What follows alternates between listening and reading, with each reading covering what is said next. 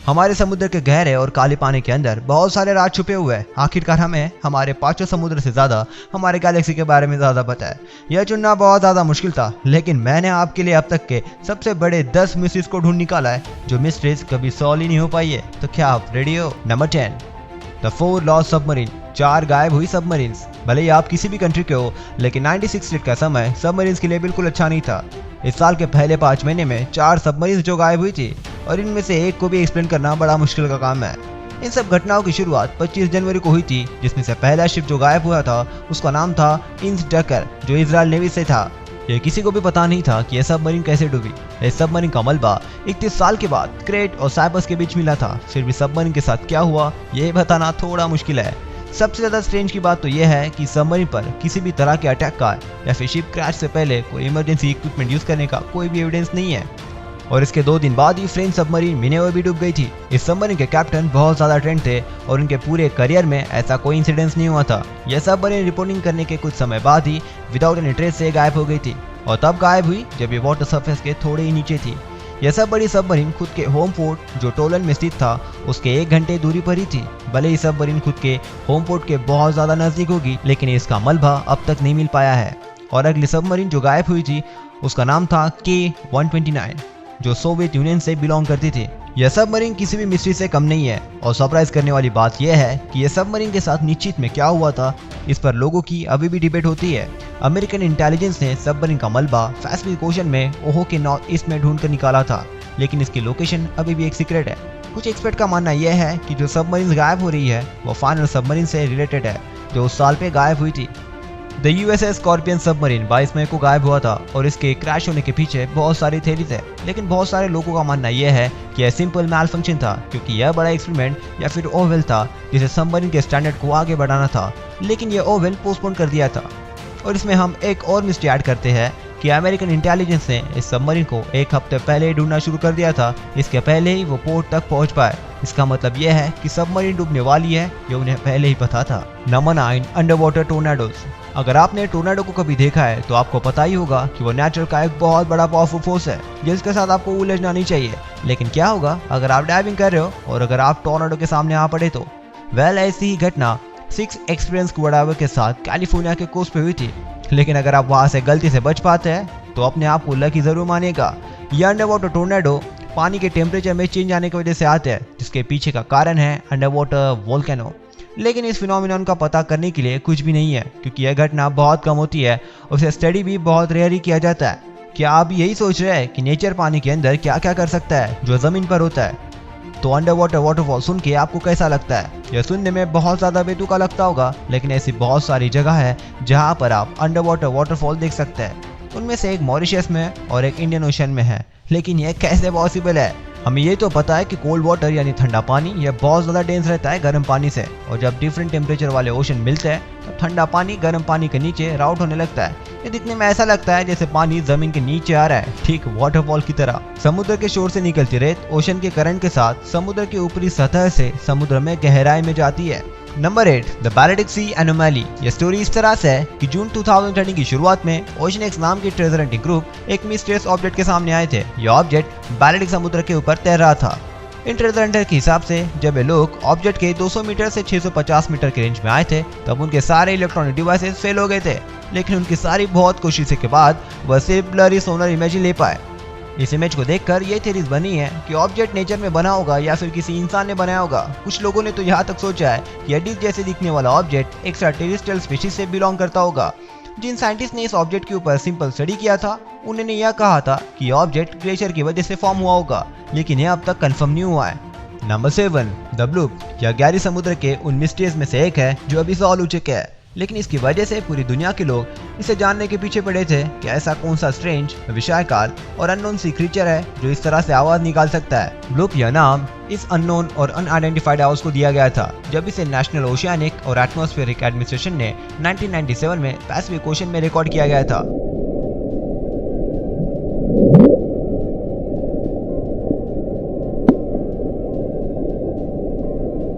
यह unknown sound था, लेकिन इसका नेचर ऑर्गेनिक डिस्क्राइब होने की वजह से पूरी दुनिया के लोग यह सोच में पड़ गए थे ऐसा कौन सा बड़ा एनिमल है जो इतना डिस्ट्रक्टिव और लाउड आवाज निकाल सकता है। बाद में 2010 में अकॉस्टिक साउंड सर्वे ब्रांडफील्ड स्टेट के साथ कंडक्ट किया गया था और मिस्ट्री सॉल्व हो गई थी।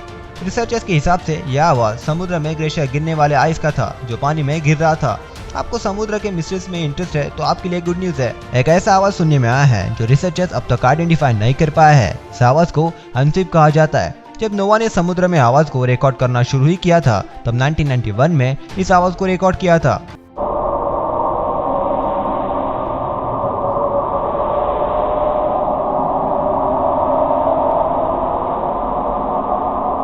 अब तक इन्हें इतना ही पता चल पाया है कि यह आवाज हेवी वोल्केनिक एक्टिविटी एरिया से ओरिजिनेट हुआ था और लेडिंग एक्सपर्ट का ये मानना है कि यह आवाज अंडर वाटर वोल्केनिक की वजह से क्रिएट हुआ था, जैसे कि पिछले केस में हुआ था।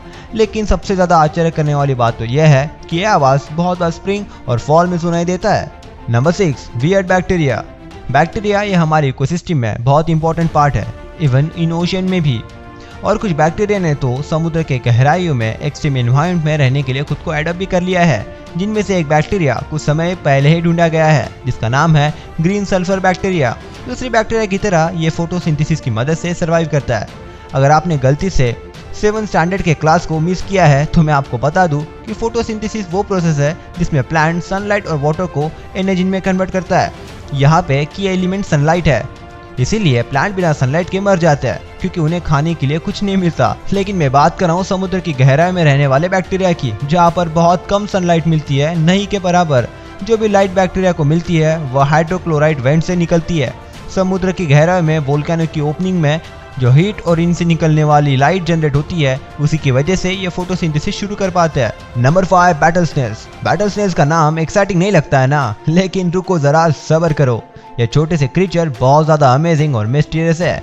मैं उन एनिमल्स की बात कर रहा हूँ जिसे अभी अभी डिस्कवर किया गया है। ये एनिमल समुद्र की गहराई में हाइड्रोथर्मल वेंट के पास रहता है, जो आयरन सल्फाइड का यूज करके खुद के बॉडी पार्ट्स के लिए आर्मर बनाते हैं, लेकिन उन पार्ट्स के लिए जो इनकी शेल से बाहर निकलते हैं। जब एक रिसर्चर इस क्रीचर को एग्जामिन कर रहा था तब इन एनिमल्स को होल्ड करने वाले फोर्सेप्स आर्मर को बार बार चिपक रहे थे क्योंकि वो मैग्नेटिक थे। तो आप ऐसे कोई एनिमल को जानते हैं जो आयरन का यूज करके डिफेंस मैकेनिज्म बनाते हैं। बैटल स्नेल ये इसी तरह का एनिमल नहीं है जो हाइड्रोथर्मल वेंट के पास पाया जाता है। वहाँ पर ट्यूबम भी है जो लगभग 8 फीट लंबा है, यानी कि 2.5 मीटर लंबा है। हैरी हॉफकैप, जिन्हें अपना nickname the one and only David Hassall से मिला है, और आइलेस श्रिम्प, जिसके पीठ पर लाइट सेंसिटिव पैचेस है। इस तरह के एनिमल हाइड्रोथर्मल वेंट के पास पाए जाते हैं। है ना मजेदार बात। Number 4, cold water coral leaf. जब आप कोरल लीफ्स के बारे में सुनते हैं तब आपके दिमाग में यही ख्याल आता होगा कि आप वार्म वाटर में स्कूबा डाइविंग कर रहे हैं। आखिरकार कोरल लीफ यही तो पाए जाते हैं। बहुत सारे कोरल वाटर लीफ अभी भी है जिन्हें साइंटिस्ट ने अब तक डिस्कवर नहीं किया है। यह क्रीचर हमारे इकोसिस्टम में 100 ऑफ ईयर से रहते हैं, लेकिन अब तक पानी की गहराई की वजह से इनके बारे में रिसर्च करना बहुत डिफिकल्ट होता है।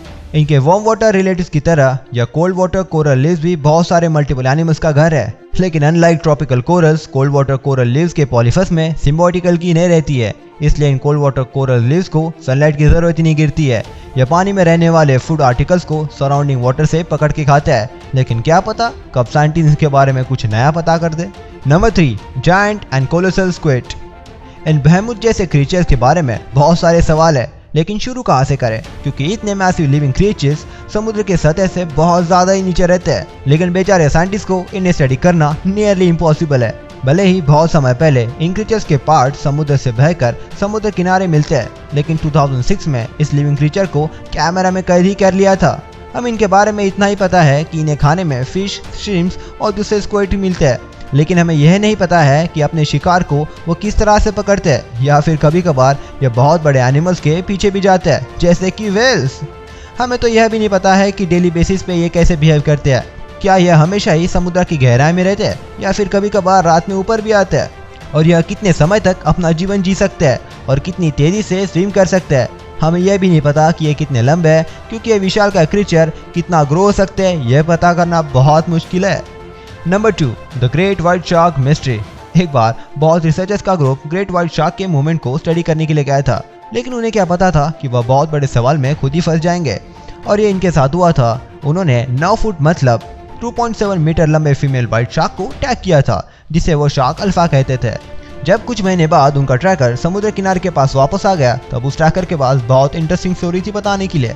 पता चला कि वो टैग समुद्र के बहुत गहराई में गया था, जो थी 2000 फीट मतलब 600 मीटर, और टैग का टेम्परेचर बहुत बढ़ गया था और अगले 8 दिन तक टेम्परेचर सेम ही था। लेकिन जैसे ही ट्रैकर ऊपर आने लगा, उसका टेम्परेचर ड्रॉप होकर सराउंडिंग वाटर जितना हो गया था और इस तरह से यह ट्रैकर समुद्र किनारे पहुंचा। इन सब के लिए ये एक्सप्लेनेशन था कि कोई क्रीचर 9 फीट वाले ग्रेट व्हाइट शार्क को पूरी तरह से निकल गया था। लोगों ने बहुत सारे अलग अलग एनिमल्स के बारे में सोचा, जैसे कि ग्रेट व्हाइट शार्क से बड़ा क्रीचर, किलर व्हेल, मैगाडोनल्स और इवन कैरिंग को भी नहीं छोड़ा। लेकिन आखिर में जनरल कंक्लूजन यही निकला था कि वह क्रीचर ग्रेट व्हाइट शार्क से बहुत बड़ा था। यह मिस्ट्री समुद्र के उन बड़े मिस्ट्री में से एक है जो कभी सॉल्व ही नहीं हो पाई। लेकिन हमें यह तो पता है कि इन्हें एक बड़े बोट की जरूरत तो जरूर गिरने वाली है। Number 1, the USS Saratoga mystery. Imagine कीजिए कि आप 1917 में किसी शिप के कैप्टन हैं और आपके साथ और एक शिप ट्रैवल कर रही है, लेकिन एक जोर का हवा का झटका आता है और आपकी शिप बैलेंस खो देती है। आप जल्द से शिप को अपने कंट्रोल में कर देते हैं और जैसे ही आप अपने सिस्टर शिप को देखते हैं तो वो आपको दिखता है सिर्फ हॉरिजॉन, बिना किसी शिप के। दूसरी शिप बिना किसी ट्रेस से पूरी तरह से गायब हो जाती है। लेकिन ऐसी घटना मिडशिपमैन पेनफील्ड के साथ हुई थी, जो उस समय शिप के इंचार्ज थे जिसे USS सार्टोगा ने पकड़ा था। उस शिप और उस कैप्टन ने बार बार यह साबित करके बताया था कि वह इस काम के लिए बहुत ज़्यादा कैपेबल है, क्योंकि जब से वह शिप कमीशन की गई थी, अमेरिकन शिप ने बहुत सारे ब्रिटिश और मर्चेंट शिप को भी पकड़ा था। लेकिन इस शिप और इसके क्रू के साथ क्या हुआ और कैसी इतनी विशालकाय शिप बिना किसी ट्रेस के साथ गायब हो गई? इस सवालों के जवाब उतने ही मिस्टीरियस है जितनी इस शिप के सक्सेसर शिप का मलबा, जिसका नाम था द USS सार्टोगा CV3। इस शिप को न्यूक्लियर टेस्ट के दौरान इंटेंशनली डुबाया गया था और इस शिप का मलबा गायब हो गया था। शायद इस मिस्टीरियस मलबे के बारे में ओरिजिनल सार्टोगा कुछ आंसर दे सकता हो, लेकिन उसका मलबा भी एक मिस्ट्री से कम नहीं है। क्या वह शिप बिना पेनफील्ड को पता चली पानी में डूब रही थी और आखिर में पानी की सरफेस पे वो नीचे डूब गई जब पेनफील्ड शिप को कंट्रोल में लगे थे? या फिर उसने किसी शिप को देखा और उसके पीछे जाते जाते वह शिप पानी में डूब गई थी?